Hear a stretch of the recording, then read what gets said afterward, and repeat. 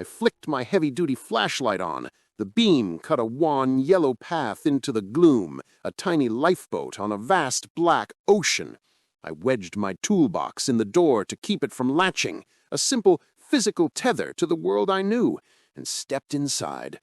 The air was old. It tasted of dust and forgotten time, with an underlying tang of ozone and something else, something metallic and dry, like the smell of a blown transformer. The floor was covered in a fine gray powder that puffed up around my boots, leaving perfect damning footprints. I swept the light around. It was an office, frozen in time, rows of cubicles, desks, chairs. But it was the technology that stopped me cold, that sent the first real icy trickle of dread down my spine. Bulky CRT monitors, their screens dark and deeply curved like the eyes of dead insects. Towering beige computer cases with giant floppy disk drives. Clunky mechanical keyboards with yellowed keys. This wasn't just an abandoned office. It was a fossil. A perfect dust-shrouded snapshot of the mid-1990s, preserved under a bell jar of unnatural night. And it wasn't just the computers. There were coffee mugs, half full of a black-caked substance, pens scattered next to yellowed notepads filled with frantic, faded scribbles.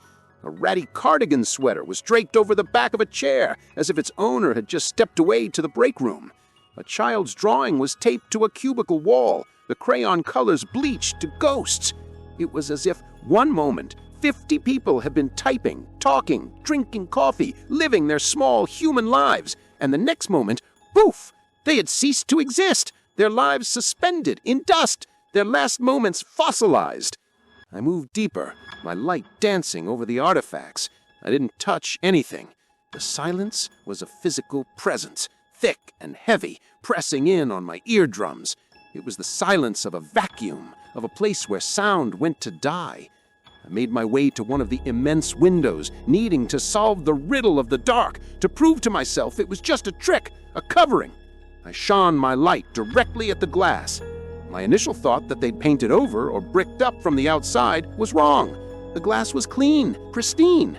My beam punched through it and died. It wasn't just dark outside. It was a swirling, oily blackness. A fog, but not of water.